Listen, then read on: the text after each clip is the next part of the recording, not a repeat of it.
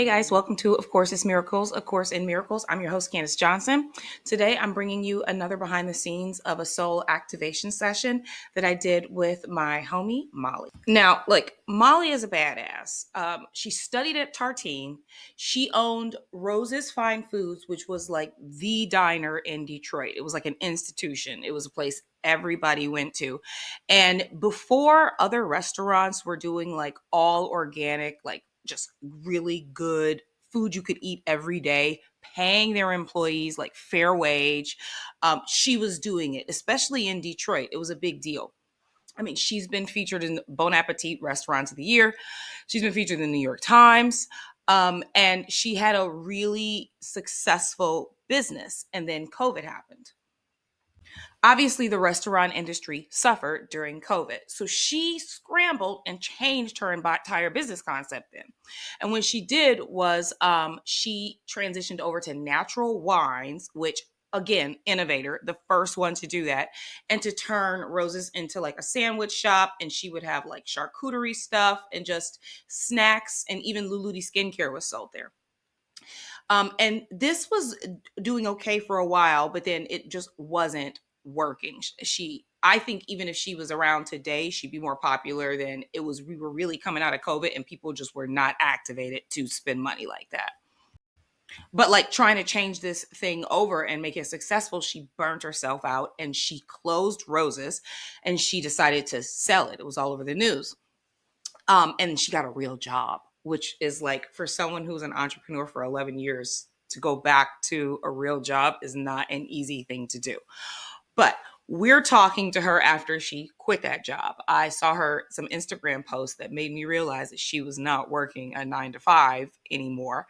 And I knew she was going to go back to Roses. So I wanted to capture this in her astrology, her human, her design, and her gene keys, because I knew that the transition would be everywhere. And it is. So in this episode, we're just going to look at her astrology from last year and what's happening this year. And just a little bit. Me and Molly are birthday twins, but we're flipped. I was born in the middle of the day. She was born practically in the middle of the night. She was my neighbor for years, for 5 years. We have a great relationship. So you're like catching us in the middle of this conversation. This is only the astrology part. I'm going to post the other parts later. In the video, if you want to support Molly and check out her Substack where she has recipes, stay in the know of what's going to happen at Roses, or follow her on Instagram so you can like see what she's up to with all this great stuff she's working on. It's all here. The information is here for you. So let's get into it. The first thing I ask her is like, how was last year? And that's where we start the conversation off. Before we get into it, if you want to have your soul path activation session, you just have to book at the link in the bio. You can also subscribe to my website, and for free, you'll get a copy of your astrology natal chart and your human design chart with information there for you to go through and read. So you should totally do that. If you book the course, Manifestation Mastery, you kind of learn what I do. I teach you all about the energy. I teach you how to read your natal chart, your human design, and your gene keys, how to go through a dark night of the soul, how to use this energy and get into alignment and stay in alignment and have something to always go back to. This is a resource. This is more than just a course. This is something that you can use again and again and again with so many exercises and so many practices where you just have an amazing reference point for your needs as we ascend. Okay. So enjoy the episode and let me know what you think. She is an Aquarius rising, an Aries sun, and a Taurus moon. So if you are an Aquarius rising, an Aries sun, or a Taurus moon, or any of those combinations, you're going to get a lot of insight from this episode. Tell me about last year, where you think you learned, what were your greatest goals that you set for yourself? What were your biggest wins, let's say? Well, last year was a very strange year in my life, honestly. Yeah.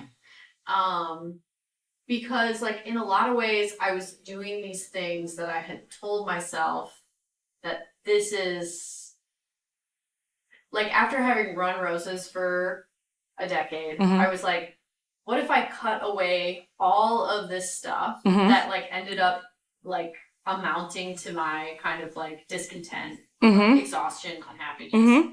And a lot of it had to do with just like the struggle. Like you're there struggling every day for what? To make sandwiches that people can buy sandwiches. And not that there's anything like inherently wrong with like learning how to do something, doing it well, selling it to people so they can enjoy it. Yeah. But I think like going back to what you're saying about like my mission, like I always felt like a deeper mission with what I was doing with roses. And that got completely obliterated during the pandemic. Yeah. Because it was only about survival. It was only about like, and it was like about that a little bit to some extent before the pandemic as well, but it became very highlighted. It was about surviving, getting customers in, they were not coming in. So after I closed, I was like, what about this thing that I did? Because at one point it really just like lit me on fire in a good way. Yeah, you used to love it. Love it. So it's like, what about this? Like, if I cut away everything, like the business, the employees, the everything going wrong, like, what is it that, like, what's the essence of what I want to do? And I came to the point where I was like, well, I really like to share good food with people.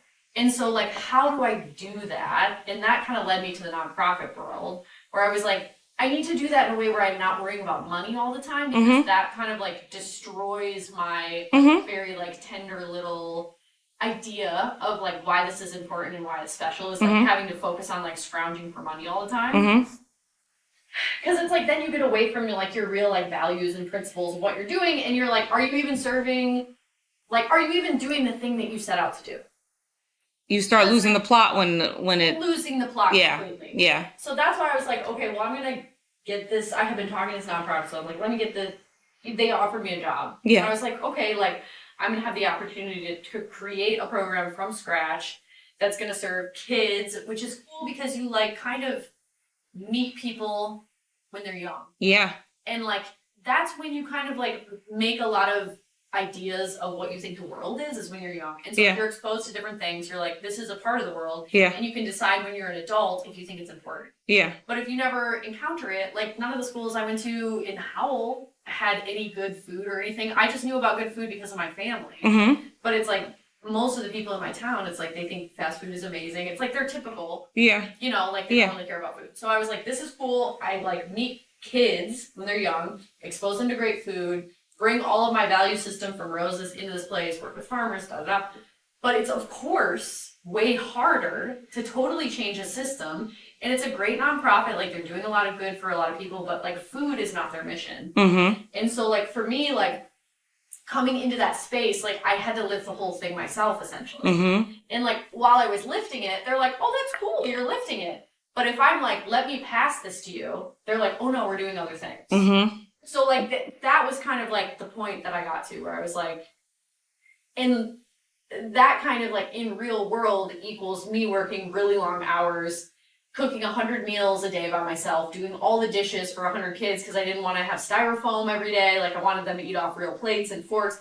But it's like for that to happen, it's like, who's going to do the dishes? And it's me. And that's like, it just wore me down. Like I literally felt like I was serving a prison sentence. I know. We were waiting for you to come back to this side. And the whole time I was doing this, I still had to pay for roses. So none of the money that I made there did I keep. Yeah. Every cent went to maintain this building. This child of yours, I know. That I wasn't using, that was just cold and empty and alone on the market trying to sell her. Now, here's the question for you. Yes. Why do you think it's so hard to make money? Deep inside your being, where inside of you do you equate hard work with money? I think that there was like something in me that needed to like prove I could work hard, because I think there's like a lot of messaging when you're maybe not so much now. Hustle culture. Maybe that, but also just like that you as a woman, you couldn't, like I got told no from starting from my family, like what a woman does. Like all the women in my family, they're all stay-at-home moms, which is a very hard job. Like I'm not discounting that work, but it's like I always wanted to be in the workplace and I always wanted to handle money. Like since I was little. Like I used to sell the t-shirts for my dad and I would get this wad of cash. You'd be like, and I was like, yeah, I was like, fuck yeah. Like yeah. I understand like what money meant. Yeah. But I was like, I like this. Yeah. So it's like, I think Who are you trying to prove this to? Myself.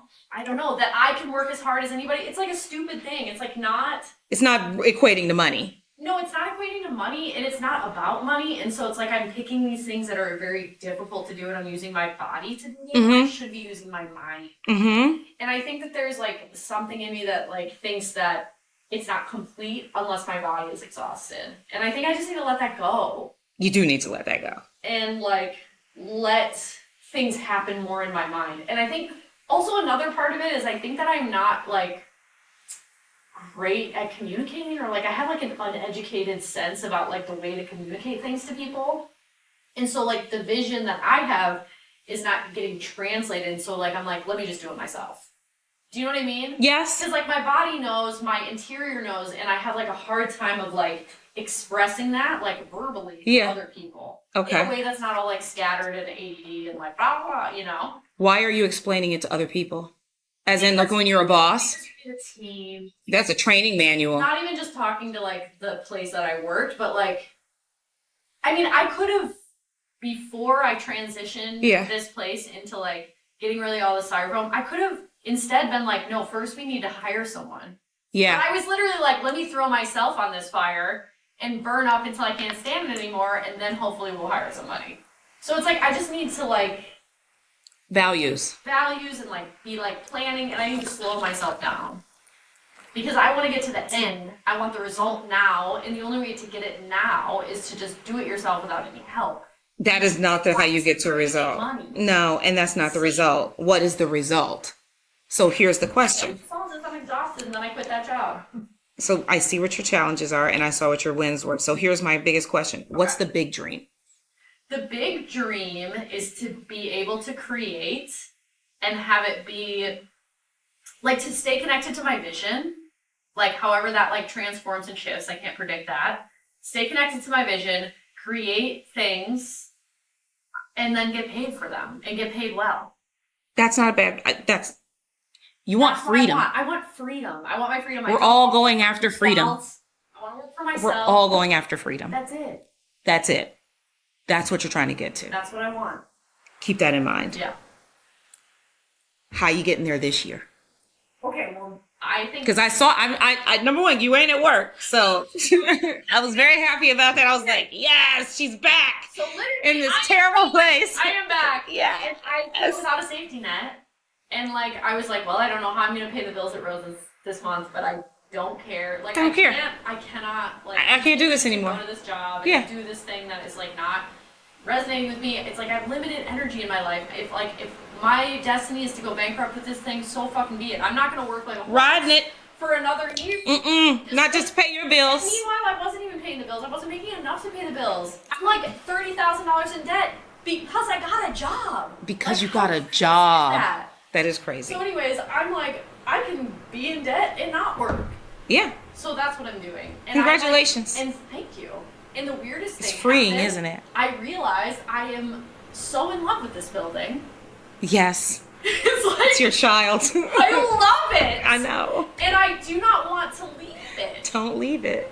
So like, but the thing is, because like the whole time I was like, let me sell roses, and then I'm gonna take that money and I'm gonna buy an abandoned house and make a studio where I can cook. I have a studio. Just walk less than a mile and I'm there. I can walk there, Candace. You can walk there. Here. I know, you forgot the dream. I forgot it. But you had to shift the dream. Shot one of those Men in Black things. In my face, You're like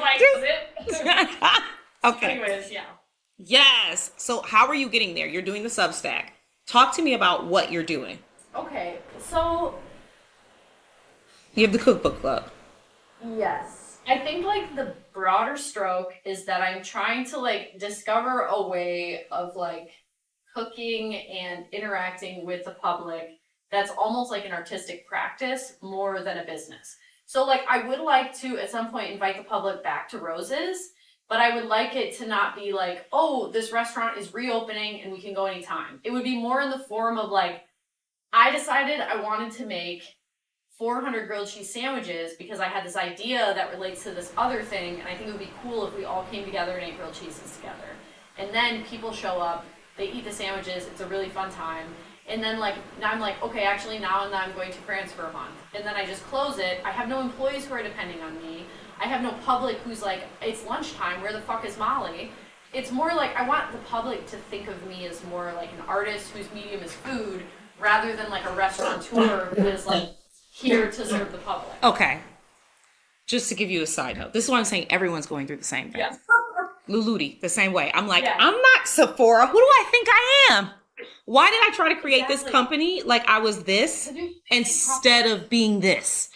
I want to, if I can't do this all the time. You make your own stuff and put it on your own face, you know? Or I'm like, I make quarterly. You order it now, Or that, you get it for the exactly. next certain, and then I'm not making again. I need to be able to go away and do Yes. something and come back when I feel like That's it. it. So Isabel, same thing. I'm telling you, I'm talking to people. I love that. This is the energy that Love is it. paramount right I've now. been waiting for this time. We've been waiting for this time, Yeah. but you had to get here. You Yeah. needed the experience. Yes, I did, and I couldn't have done. You need the discipline that you put Yes. into Yes. that. And I did build something with roses, and it would be like, it makes more sense for me to like do something with But that thing that I Roses built. is a vessel. She's a structure that you can do anything within.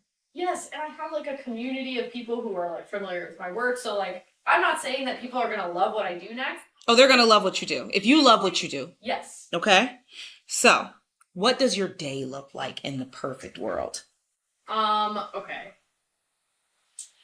So I think my day looks a lot like how my days in the last like couple weeks of work. Because you're living what you want. Yes. This is what they say when they tell you about the law of attraction. Yeah. You have to be it. Yes. So- I feel like I am like, let me give you an example. So let's see. So yesterday or the day before even,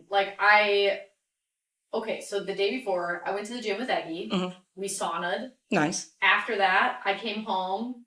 I had a cup of coffee. Mhm. I walked over to Rose's. I cooked. I filmed a video.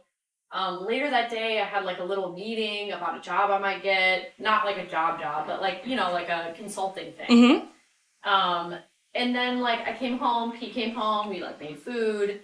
I worked on some like little projects around the house. Pete worked on his music. So like that. And then I thought like the whole day, I was like, this was a really nice day. That was the day you wanted to have. That's the day I want to have where it's like every day is a little bit different. I like have the thing that I love with Roses is like being able to interact with Mhm. lots of different people. Mhm. I need that. Yeah. And like having a workplace kind of like fills that Mhm. where you like have coworkers and that kind of thing. But it's like I need to have like a life where I'm like interacting with people like outside of my tight little circle. Mhm. Or friends or whatever, just like acquaintances. Mhm. And then also like a day where I like determine the flow of it. Because I'm a very active person. It's Yeah. like I'm not gonna be like, oh, I wonder what to do today. No, you're never going to be like that. You'll never run out of stuff to do. I'll never run out of stuff to do, which is why I want to stay focused on what I want to do because there are so many things. And if I like put it on the back burner and I'm like, maybe I'll do it when I get home from work, I'm never gonna fucking You're never do going it. to do it. So And tell me about the Substack. the Substack was basically like I started it because I wanted to start like writing recipes because like one of my goals is to write a cookbook. No I've been doing this shit. for like 10 fucking years. Yeah. I just want to do it so badly. Do it. So yeah, I want to start like working on that, and the Substack is kind of like this way for me to like. It was partly a way to like interact with people who like followed Roses or maybe would be interested in like Mhm. what I'm cooking. And then it also has turned into like some people like pay for their subscriptions, which is really cool because they get access to all the Yeah. recipes. So it's like a good way to make money. It's like I like writing. The good way to make Writing is good money, for my brain. it is you need to learn how to make some sort of, that's the thing. Okay, here's another thing. I thought Luluti had to be where I made all my money Mm-hmm. instead of having a network of ways where income comes in. Yes. And Like your Work- book and that kind of thing. the way that comes in is like, I can't think, passive income. Yes. So writing, Mm-hmm. using your mind, Yes. absolutely. So why are you talking about it like it's in the past? Or are you not doing it? No, I am. I guess I was just talking about how it started. But Okay. I want to continue working on it. Yeah, how's it going? It's going good. My goal is to like put out I want to write like an actual schedule for myself so I can stay in a nice cadence with like the things that I'm doing for the public. But I would like to make like at least one recipe a week. In the past, like when I was doing it in the past, because I had a full-time job and I was doing gigs in order to try to make money for dear old roses. I was only managing to do it like twice a month maybe. Okay. And I think that's not enough. I think you have to do it like at least you have to be week. consistent. And then I would also like to use it. I wrote like something about roses, and I don't know if it's just because it was about roses or if people are more interested in like directly hearing from you or like what you're doing, but that had like the best reception of anything I've ever written. Like the most people were interested in it. So I was thinking of like doing more of that, like talking about like what the process is or like what's going on. I don't know, like I know what you mean. The behind the scenes of or like your process. Yeah, or just like if they're interesting outside of recipes, I guess. Like like writing about like things that are interesting, I guess, too. Which I think would be fun. That's kind of vague, but write yourself a schedule that is loose but structured. So and then come up with tangible goals and then you'll get a recording of this. Come up with tangible goals for yourself. So it could be like one recipe a week, one video a week. I take that video, I turn it into 3 posts. And I only have to fulfill this week. And that way you have this fluidity with some defined structures and some tangible goals for yourself to get there. So like maybe the first goal is just growing the Substack. The second goal is like getting the subscriptions, but come up with your route. Here's the difference. This is what I've realized. It's not the trying, it's the doing. It doesn't matter what you fucking do. It's just doing it. So come up with what you think it looks like. Do it. As it changes, let it change. But allow it to be malleable and move with you and grow with you. Okay? And then what do you think the big thing that's keeping you from getting to it? I think I do have, well, one, like the low hanging fruit is like just having like a structure. And then I do think I have like some fear surrounding roses that I need to let go so I can actually like know that not going to go I'm going to make it work and I'm going to earn the right amount of money. It's not going to go away. No, it's not a fear. You have to learn how to be certain in uncertainty. And just you gotta bet on Molly. I'm not fucking leaving this building until it makes money. This is, you know how much money you need to. Messaging without me consenting this last 2 years. So I'm like, no, I'm separate. I'm not doing this anymore. And she's like, oh no, you are keeping me. You cannot drop me off at the fire station. You know, like the pipes broke. Oh God. Having a showing. Shut up. She's like, no. Yeah, she's like, no. She's like, you're still emotionally attached. Broken. I tried to like cut all the cords. I tried to do all the stuff. I know, it didn't work. It did not work. So here's the thing. It's your karma. It's like you're supposed to be here. This is your destiny. So also, don't think we're going to change it from being fear to being excitement. Because it's the same muscle. It's not easy to go from fear to no fear. It's easier to take that fear and turn it into excitement and inertia. Okay. So now that we've seen that, we're going to look at where you are now. So this is who you are, where you are now. And we don't have to take super long on this because it's not going to take that long, but it's so interesting. I think these are really self-explanatory, so I'm not cutting in a lot here. But if you've noticed, system structure keeps coming up in everything that I keep talking about. So I want to talk about how to create the proper structure so that you have enough flow from the feminine with the proper boundary of the masculine. I'll go more into depth with this, but I think that there's just a couple of things that I can easily tell you to help you better define the systems that give you space to grow into. So first of all, you got to leave space for the feminine. So you don't want to bog down your schedule. If you are trying to do something, like I think I told Molly in this episode, she's trying to do this Substack. She wants to do recipes. She wants to do special events. She should come up with the major goals. How many, people, what does she want to do the recipes for? If it's for the book, she might want insight on those recipes for the book to see if that's something she's going to publish, right? Or something like that. So it could be a goal being like getting comments on these recipes to see like the feedback from them. Whatever it is, it's an attainable thing that she can look for to let her know she's going in the right direction, that she will get feedback from or not, and she can switch it and see, you know what, that's not, maybe I'm going to keep posting the recipes, but it's only for me to make recipes. I can't focus on the comments. That's not as fruitful as I want. Maybe it's not something I need to focus on. So it's creating the goal, giving yourself enough space within that parameter for flow and more information to come in, instead of always being so dead set on getting it done immediately.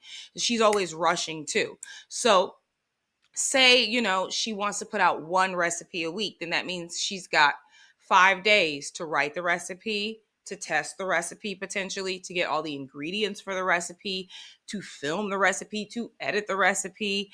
And think about it from, if she tried to do 5 of those a week, and potentially maybe one day she can and she has a team, but until she has that, if she tried to do 5 of those a week, she's going to burn herself out. There's no way she's going to get all the editing done and it's going to be really good stuff unless she had all the recipes planned, right? Even if she had the recipe planned, the filming takes a long time. So instead, the value of the time she puts into each thing goes up. Now she takes that thing and she can break it down and send it out through multiple parties and squeeze all the value out of it when she re-puts it out into the world. So it's like taking something, putting your value in it, and being like, the masculine part is how you put it out into the world. The feminine part is like dividing it up into tangible bites for all these other networks, and giving yourself the space within a schedule to not feel stressed when you're doing any of this. Like, when I started changing my schedule, so I film usually about once a week. I try to get it out on Wednesdays. Between after I'm done with this, and the next week, I'm going to edit it.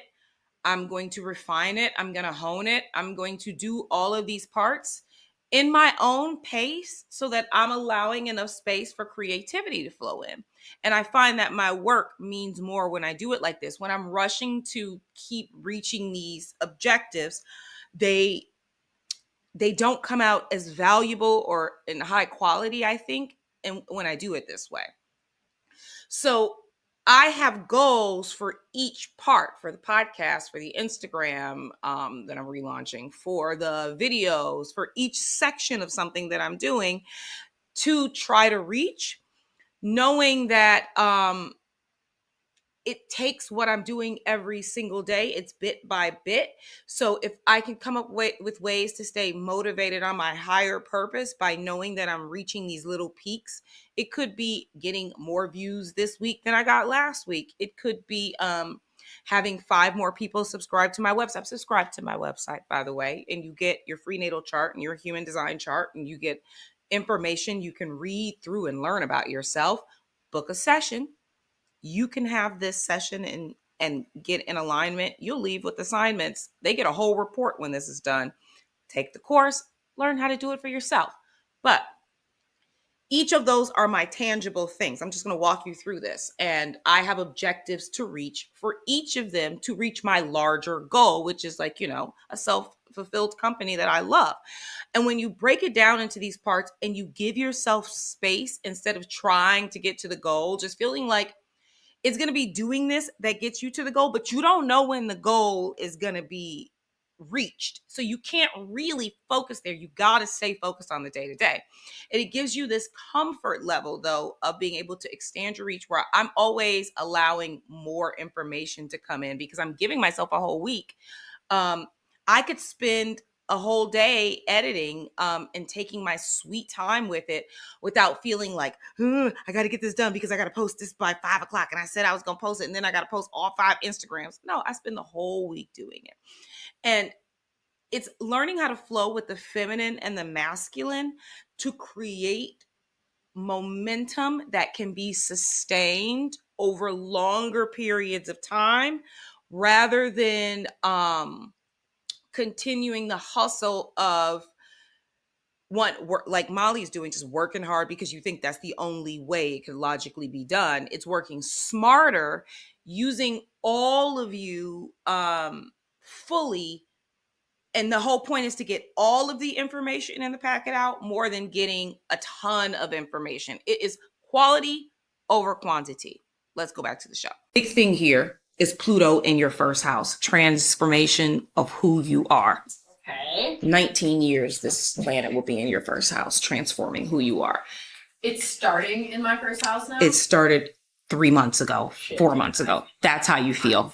That's what you feel. Wait. You saw like November, 1st October. It went retrograde. It came back. You've been dealing with Pluto all this time. What happened in October? Shit started really changing. My mind started changing where I was like, I gotta do something.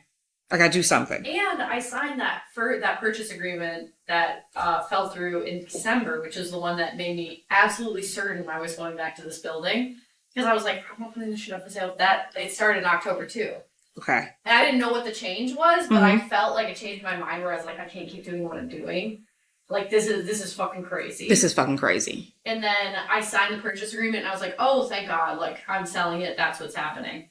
And then I was like, it was like somebody unchained me in my mind and I was so happy and just felt so light and free.